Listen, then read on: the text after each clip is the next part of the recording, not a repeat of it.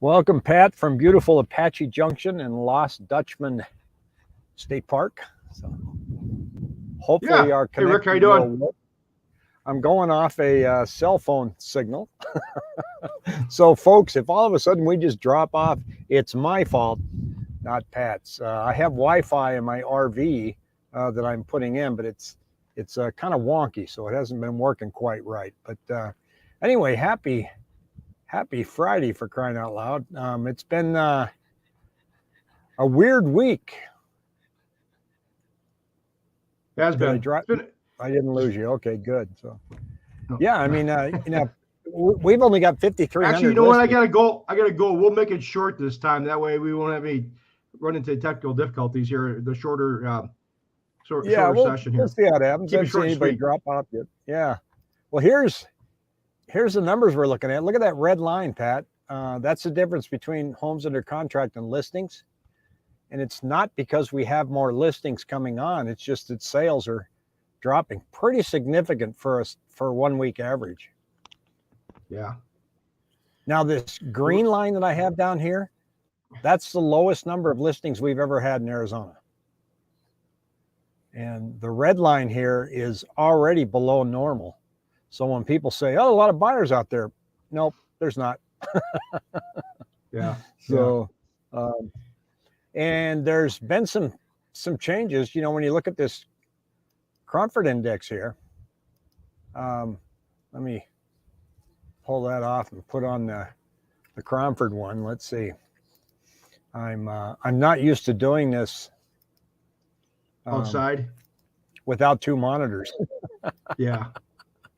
So I got to find the right one. So I got to find the right. Here we go. Now we got it.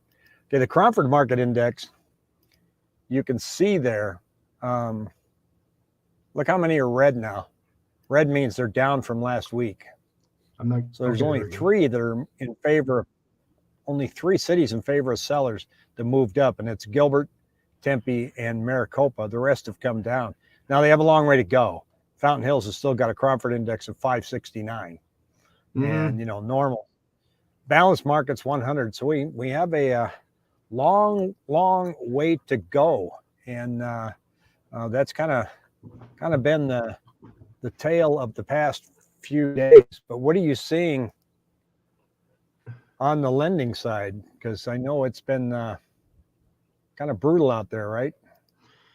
Yeah, it's been. It has. I mean, I'm not gonna sugarcoat it at all. I mean, it's been building the last 45 days or so. Recently rates have moved up higher, faster than any other major rate spike since 1994. That's 20. Yeah, and I think that's 20. The kicker. It's not that the rates are really high. It's just the velocity. It was just a shock for everybody. Well, that's the thing. I think you hit on a good point. There's a guy. You try to at this type of time frame, you try to read stuff. I try to talk to people, read, because a lot of times it's not just the numbers.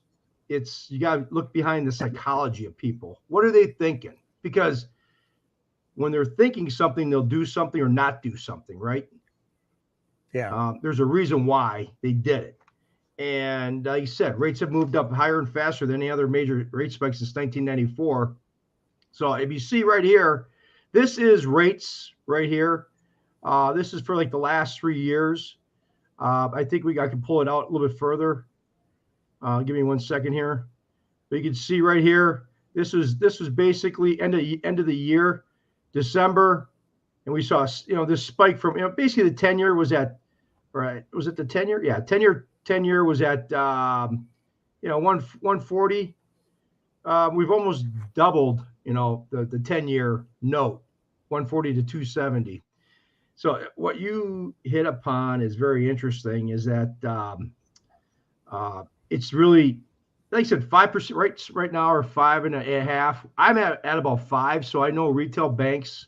There's probably mortgage retail banks out there. I don't mention any names for certain, just for reasons, obviously, just for competition. But I don't want to belabor anybody or knock them down. But there's banks probably quoting 5.5, 5 and 5/8. 5.75. I heard there's some banks quoting on VA. I'm at right now at 4.75, but there's banks quoting 5.75 on VA. So, Wow. So I think you have to take a step back, and what do people do? I mean, put yourself. I try to sit back this last week and figure if I was a first-time buyer, what are you looking at? And I think it's people come across. It's not just the rates; it's the food going up. The average family of four, their food bill's probably gone up. $300, $400, $500. The gas has gone up probably $300, $400, $500, $300, $400. They're everything else. The prices are going up. So people. As much as when I qualify somebody, I don't qualify them on saying, what's your average food bill? I got to put this down on the loan application. People are actually, they're in their back of their mind. They're like, all right, we've got to buy a house. We want to buy a house, but our housing and our food and everything has gone up about $1,000. And then on top of it, the rates moving up has basically, I'm just going to generalize it, but somebody's payment typically, if you're in the 400, 500, 350, 450 range, 500, from 3.25, 3.5, that range to 5, your payment's gone up $300-$400. So you couple all that together, and I think bottom line is pull people back, and that's why I think people are going to say we're going to see a crash. The rising rates have knocked some people out through qualifying, but like you said, the average person is looking at their whole financial picture and they're backing off. We're right now. Well, Smack we're in a shakeout period. The question right now. Yeah, and I think Smack here's got the question everybody's asking. Do you think the slowing in demand is in relation to the immediate interest rate rise? Well, absolutely. It's not the weather. Yeah. And when will it go back to its normal position after the dust settles? Well, what does it mean for the dust to settle? Because here's what's happening. The central bank was buying treasuries at $120 billion a month. Mm-hmm. And now they're going to be selling them back at $95 billion a month. And if that could drag us into stagflation for a long period of time, and that could really hit the markets hard. In fact, one of the St. Louis Fed people said yesterday she thinks rates should go up 3% from where they were. So you're looking at that 7.5%, 8%. Yeah, they got to be that high for things to pull back. So what does it mean for dust to settle? Sometimes that can take years. Somebody asked the question the other day. They had a interest rate of 2.87, and when will they see the opportunity to refinance? Not in my lifetime. Never. 2.87. That's the lowest we've had ever. And I don't mean in the history of the past 20 years. I mean ever. Yeah. That's what people, in the history of borrowing money, back when they used clamshells. Yeah. That's as good as it gets, folks. If you're sitting on a 2.87, God bless you. Look at us. We're sitting here with rates at 5% and we're wigging out. Yeah, I know. And many of us had mortgages in the 11% range and in the 9% range for a long time. Now, granted, the home prices weren't that high, but somebody commented on the chart that I put up from 1984, and they go, "Yeah, well, you can buy a house for $129,000." I said, "Yeah, but I only made $18,000 a year." I still fought hard to get in that house because I was tired of living in this little tiny apartment that I had, and got married, and we wanted to have kids, and so and everybody our age was doing the same thing. We lost. I don't know. Did you know we had a pause in production here about the last 15 seconds?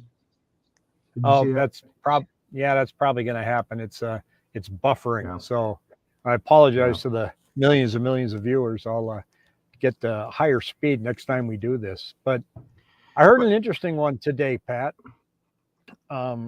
Jason Mitchell from the Jason Mitchell Group, he put a video up on LinkedIn. And what he was explaining was this inventory problem is way different than we think it is, in that it's got two major issues. First and foremost, all of this institutional buying. These places like BlackRock go out and buy hundreds of thousands of homes, turn them into rentals, and plan on holding them for years. Mm-hmm.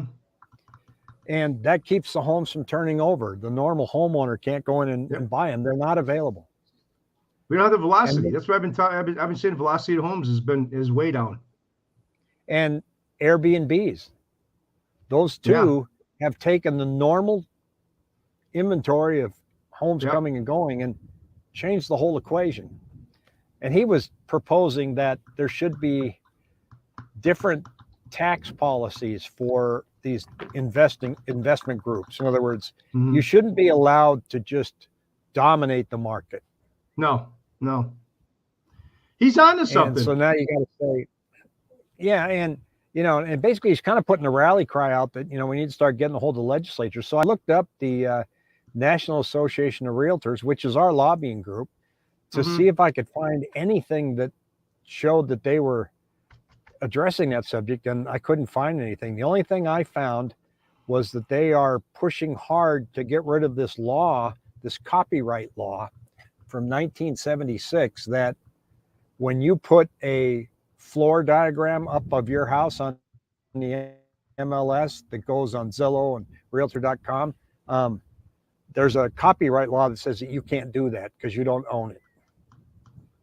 And so National Association of Realtors is pressing hard to get rid of that. People are ignoring it. Nobody's been prosecuted for it or anything. But what they shared was 63% of people looking at homes want to see the layout, the dimensions of the rooms.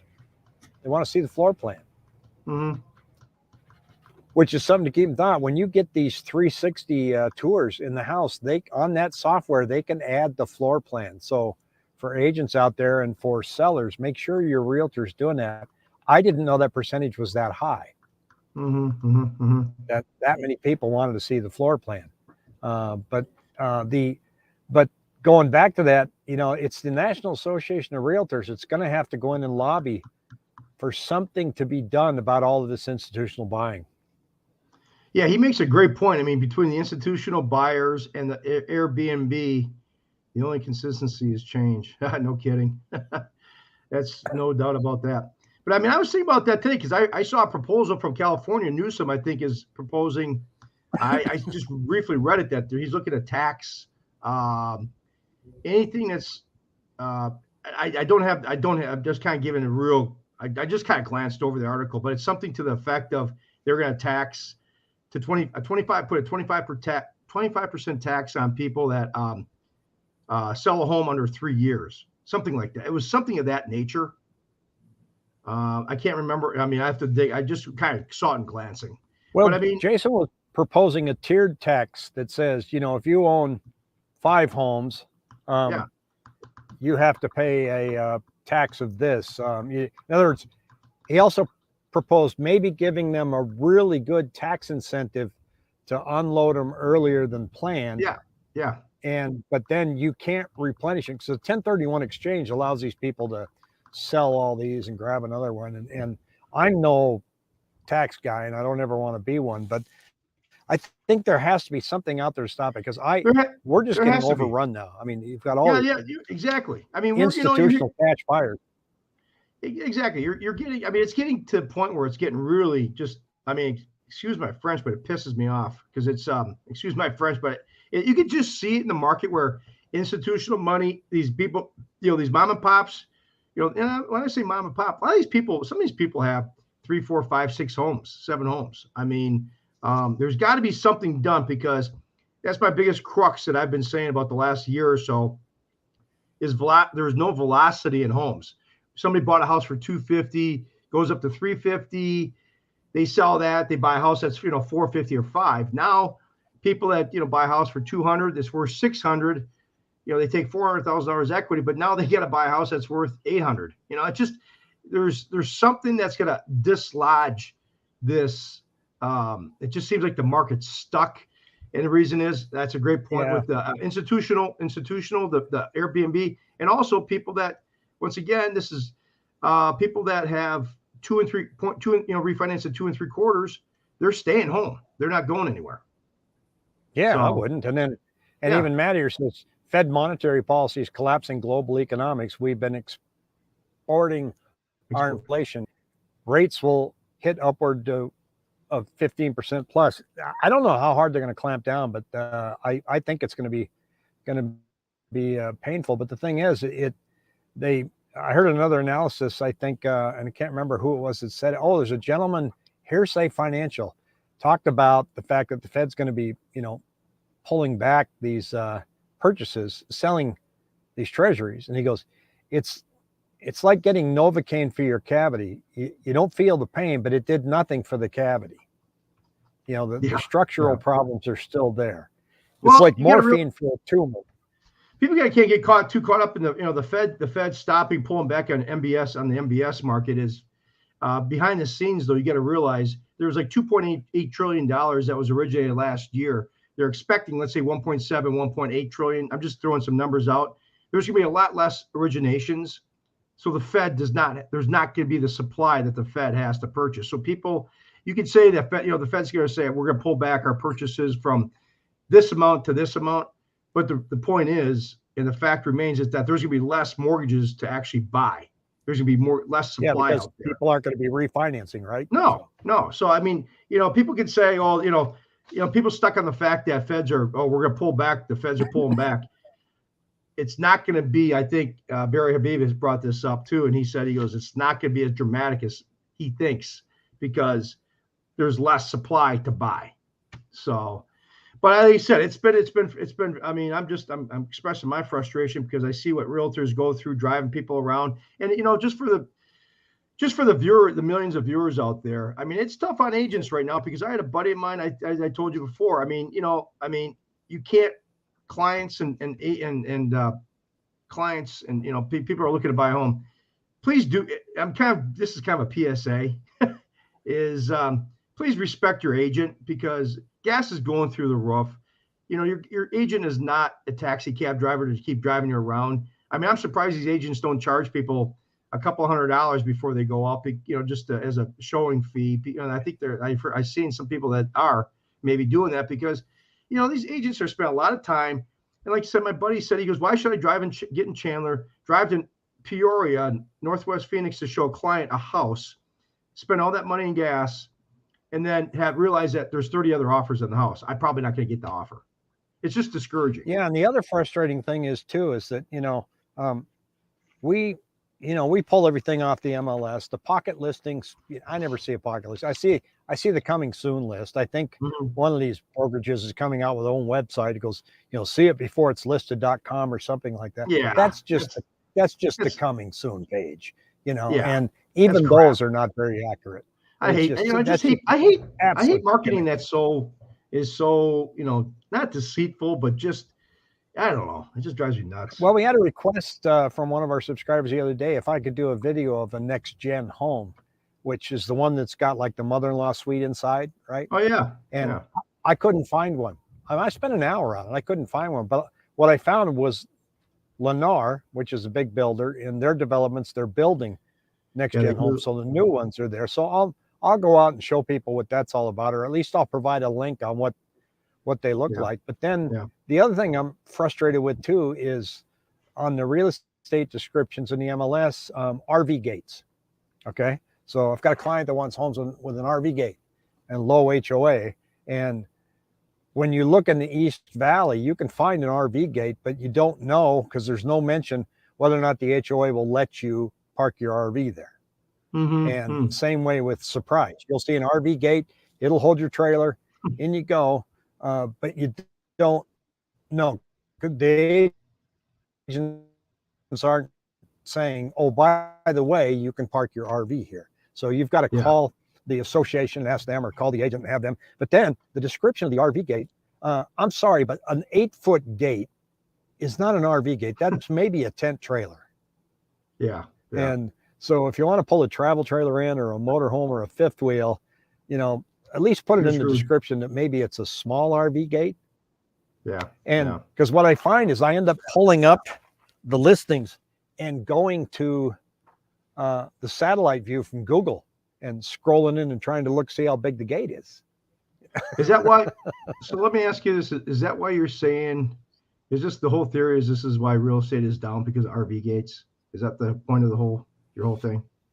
That's one of the key factors, RV rates, and water I'm sure. closets. I just want to pull you in But there. I mean, is that the reason why real estate's? We saw the dip in purchases here recently. RV gates. I could go on. Yes, I know. it's I had to I had to but throw that in the there. I had script. to But throw the that in. reason I brought that up is, and it's descriptions matter more now than ever. Like you said, you Yeah. don't want to drive all the way up somewhere, so you want to be able to see it all online. And Yeah. so, if you're going to say it's on a corner lot, good, show some nice pictures of it. I pulled up one in Queen Creek, and I said, well, I'm going to go to Google Earth. Well, it was a cornfield because the pictures hadn't been updated on Google Earth. Yeah. It scrolls funny. down, and I go, oh, great, it's a cornfield. So, Well, you know what? Hey, can I jump in couldn't do here? I that. mean, I think. Go ahead. I'm sorry. No, go right ahead. I think, overall, I mean, I'm just kind of just in terms of general, I think people that, the millions of viewers are watching, people I think are trying to get a sense of when, if they're looking to buy, what to do. And I think we've all been talk about it. I mean, as far as, what, you're trying to make the right decision. You're trying to make the right decision. From my standpoint, from a lender standpoint, I mean, I'm starting to see people like, oh, it's, the market's pulling back, we're starting to see, bottom line is, I mean, just logically speaking, rates have gone up, inventory's tight. You got the marginal buyer. When I say marginal buyer, the buyer that's, qualifies, but if the rates go up, his payment goes, he won't qualify anymore. We're going to knock those people out. I'm just looking at from a 30,000 foot view. We're going to knock those people out. Then you'll see, I think you're going to see some softening. Obviously you're starting to see it already. And the problem is that once people, and this is what I've seen in the stock market, is once people see things kind of dipping down a little bit, and then you come back, let's say Joe and Mary Smith are like, they're like, okay, when is there going to be a bell rung that says now is the right time to buy? Because once things start going down a little bit, the average person starts getting softer, and they pull back. They're like, oh, I'm going to wait. Because the average person does not, they're not going to, that's not going to be their entry point. Because, I mean, once they see things dipping a little bit further, they're like, oh, I'm going to wait till it bottoms out. Nobody's going to ring a bell at the bottom, and nobody, like, you've heard me say this several times. Nobody's going to ring a bell at the top either. So buyers just purchase in lower price point. You won't know when we're in a dip. No. And you won't know. And, from my standpoint, from a lending standpoint, my advice to people is that, obviously you got, once we talked last week, you got to look at your situation. If you can, if you put yourself, you got to look at your situation. If you're staring at a rate right now at 5%, what do people say? People could say, I'm mad, I'm frustrated. I gotta, I'm doing my loan at 5%. If you can still afford it, great. Because here's the way I look at it. If rates go to 8%, you're going to look like a hero. But if you get in a mortgage at 5% and rates do go back down to, say, the low threes, you got the beauty of, and this is what people have to understand, the beauty of homes, you can refinance and get that lower rate. So, where rates are going to go, to me, at this juncture, this sounds kind of crass, but it doesn't matter, because if you do a mortgage at 5 and it goes to 8 or 9, you're going to look like a hero. And once again, if you do a mortgage at 5 and it goes back down to 3.25, 3.5, you got that opportunity to reset your mortgage. So yeah, does that make sense? Does that make sense? Yeah, I mean, it's an adjustment you can make later, unless you live in Canada. Canada is really tough, but I think you're going to start seeing different mortgage products. You're probably seeing that now, so you'll keep see your 40 year out for that. You'll see a 40-year. But unless these investors start backing off, we are seeing rental prices per square foot starting to go down now in the Phoenix area. That's a hopeful sign that maybe the investors will back off. Now, if rates go up, investors have another place to park their money. They can take a pool of money and put it in treasury, so they'll get out of real estate.